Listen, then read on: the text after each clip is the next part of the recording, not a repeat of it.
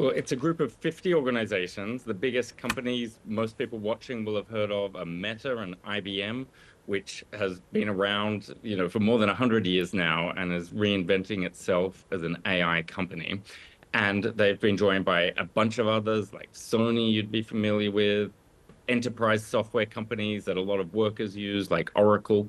And what they're trying to say is that there is another way to do AI that doesn't involve racing ahead of regulators, and that involves maybe bringing more people along with them. And so they're trying to pitch themselves as the safety conscious version of AI, which is a bit of a contrast to the people that have been throwing out all of these new products and models into the market and then hoping they work, and we're not really checking with regulators first, which is what we've been seeing over the past year. Yeah, but give us an idea, what sort of influence can they have if they don't really control the technology? Well, Meta, for example, does have a bunch of very powerful models that they've been releasing essentially for free out into the marketplace. So they can have a lot of influence literally in the products that they release, but also in the best practices and other information that they're able to build up in the communities that they're able to build.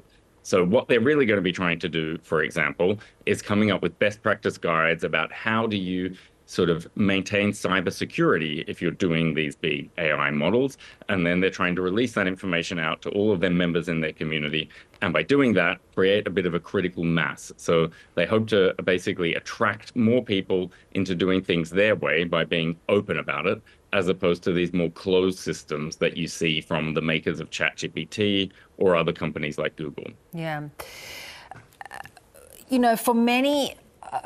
for myself, for example, ChatGPT is a great example. It can be very useful, but it's so inaccurate. It's so unreliable.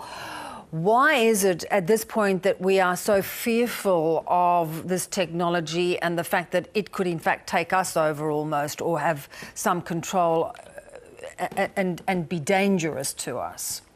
Yeah, I think that sort of fear comes from two places. The first one is that the first time you see a product like ChatGPT, you start to think, hang on, this is a lot like a human talks and acts. And so eventually you realize the mistakes that it makes or what its limits are. But the first interaction is a bit of a gut punch. It makes you wonder, hang on, what is the future of humanity here? And so your mind races ahead to all of these questions about, is my job safe? Or what's it going to be like for my kids? So those are kind of like all very natural questions, I might say. And then the other thing that we're starting to see now is that people are finding out ways that you can use these language models for what they're really intended for, which is to make the language sound great. And what a lot of people don't understand is that there are many different types of AI models. And it's when you start combining the different models that you start to get results that are 99% accurate instead of 85% accurate, the sort of results you want to see if you're giving people advice about their health or what they're going to make financial decisions on. And so it is strange to talk about in theory, but in practice, what we're going to start to see is a lot more of these different models working together so that they get you better results. And I think consumers are only going to start seeing that in 2024. But there is a lot of confidence here, at least in the US, where a lot of this tech gets developed, that people are figuring out these smarter and safer ways to knit the different technologies together. So I do think there are better products coming down the line. Yeah. Well, we all know that there are a lot of people who want to do it properly. There are a lot of people who want to take advantage of it. And just I think of the US election and what you're going to be doing, sifting fact from fiction. So, how important is regulation to play a part in trying to keep this as a developing technology that can be relied upon, that is safe?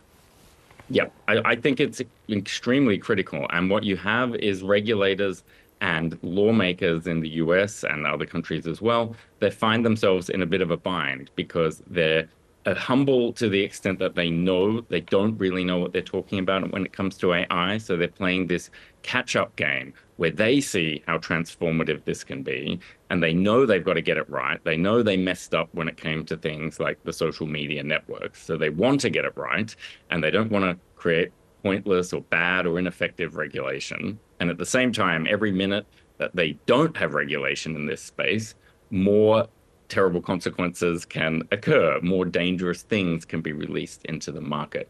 So it's a battle to get them up to speed so that they make sensible regulations and that they do it in time before somebody comes in and messes up an election, for example. And so it's that real race now to see, like, can something get done before these big elections that are going to occur around the world next year? Yeah.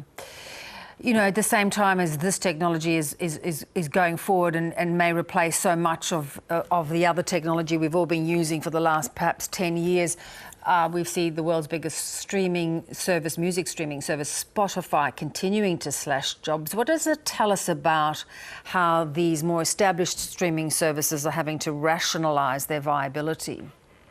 Yeah. So what has been happening over the past 12 months is these big tech companies have been cutting back because they just added thousands and thousands of jobs during COVID. They have been extremely profitable business models for a long time. So shareholders didn't particularly notice, they didn't particularly care. And now that we have been having these talks of a possible recession for the past year, eventually the tech companies realized they had to cut some of the fat.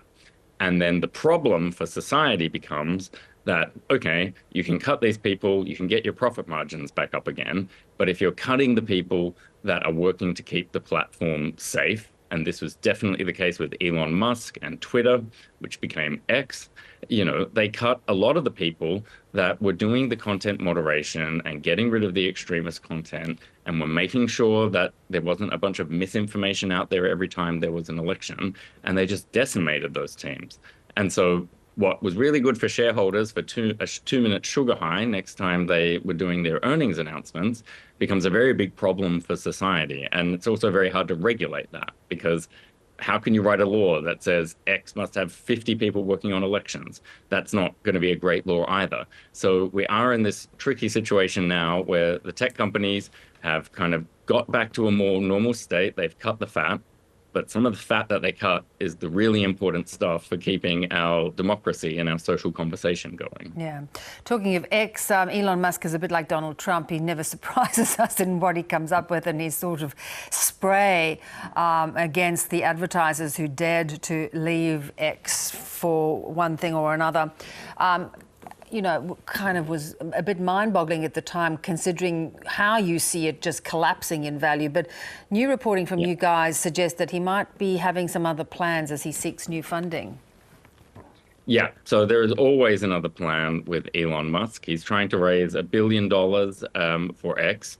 A lot of that was money that he destroyed by attacking Twitter's advertisers, by sending people for the hills, by not having a system where people could know who was a legitimate public figure or celebrity or politician and not.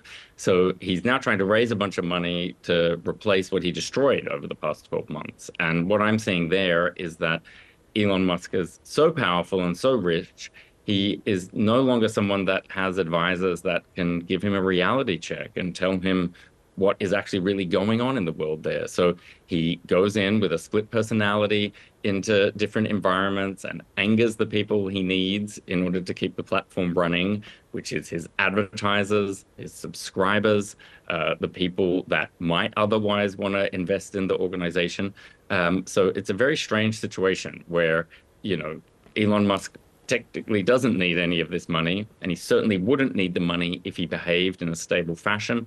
And now he has to turn around and try and raise some money. So it all keeps our heads spinning here. We never know what's going to happen with him one day to the next. You know, you don't. And I'm not too sure how many people would put their hands in their pockets considering his, as you say, split personality. Good to have you on, Ryan. Take care. Thank you.